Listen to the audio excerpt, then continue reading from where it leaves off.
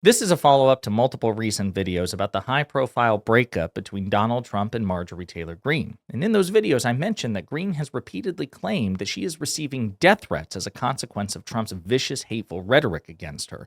And police have now corroborated this. It is now being confirmed by law enforcement that Greene is receiving death threats. And in response to all of this, Trump simply shrugs and dismisses it and is doubling down on his hateful rhetoric against her, proving once again that loyalty to Donald Trump only goes one way.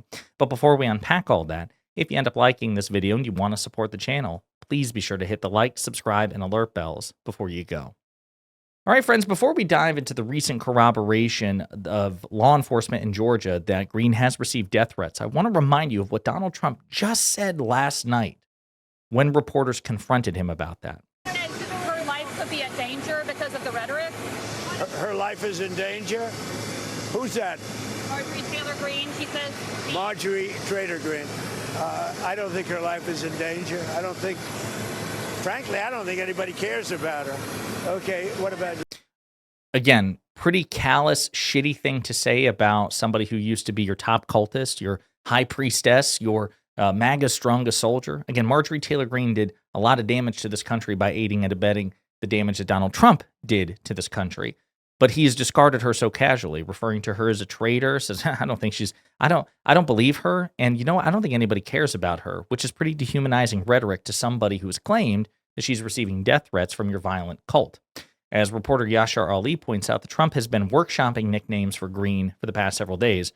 Marjorie Taylor Brown or Marjorie Trader Greene. He's gone back and forth. Trader Greene, and then before that, Brown, because he says green grass turns to brown when it begins to rot. So again, predictably dehumanizing rhetoric that we expect from Trump. We just very rarely see it directed at somebody like Greene.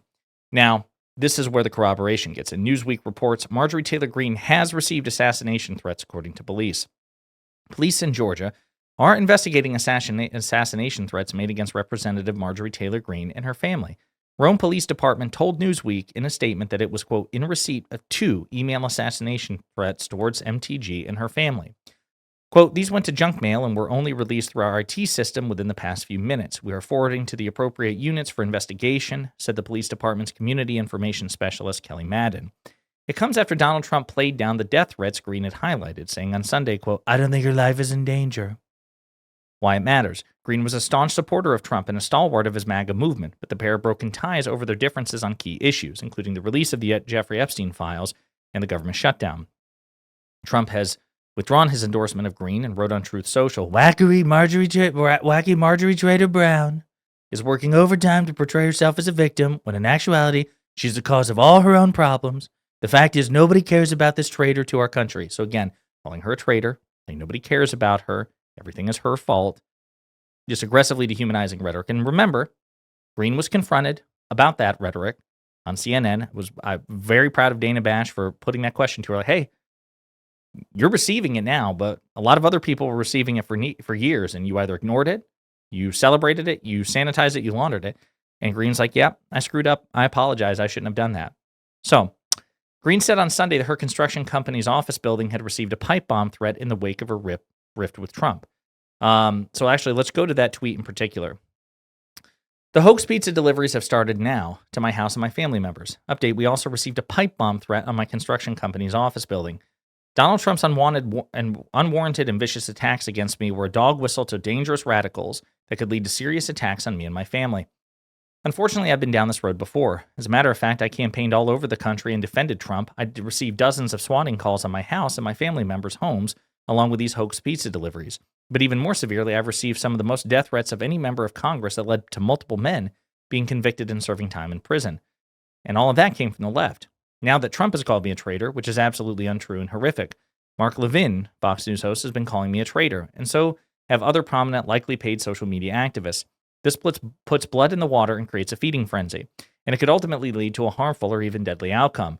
Also, the timing of this just happens to be days before we take the vote on releasing the Epstein files. I love America and the American people, and I swore an oath to uphold the Constitution, and always do so.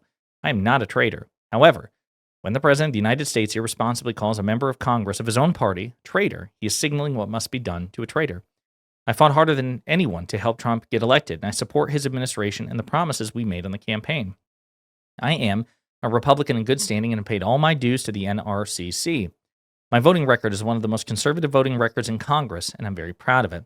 The toxic and dangerous rhetoric in politics must end, and we need healing in this country for all Americans. Now, again, as people point out, all the terrible things that she has said, referring to people as a traitor. Oh, is this different? Remember when you incited threats against Dr. Fauci?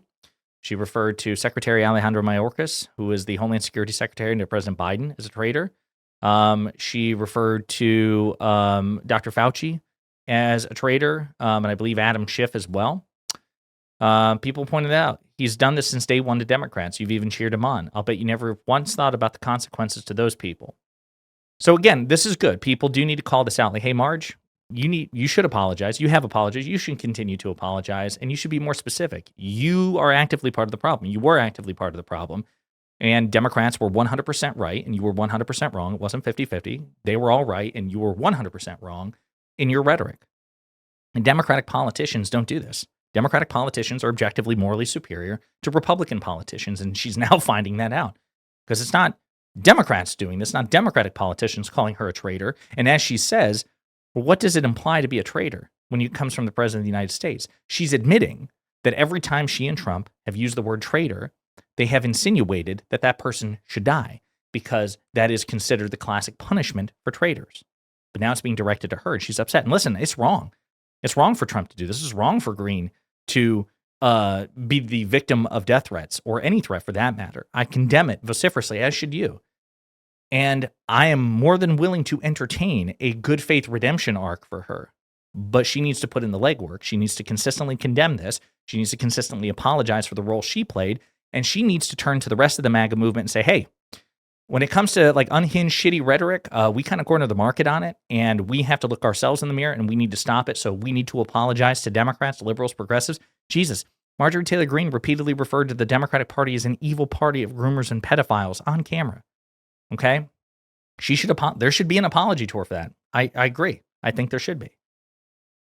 But now we have confirmation and corroboration from law enforcement that what she's saying is true, that she is receiving death threats, and Trump is absolutely egging it on, and he doesn't give a damn. He knows that they're like, hey, she's receiving these threats. Maybe dial it down. No, she's a traitor. Nobody cares about her. It's all her fault.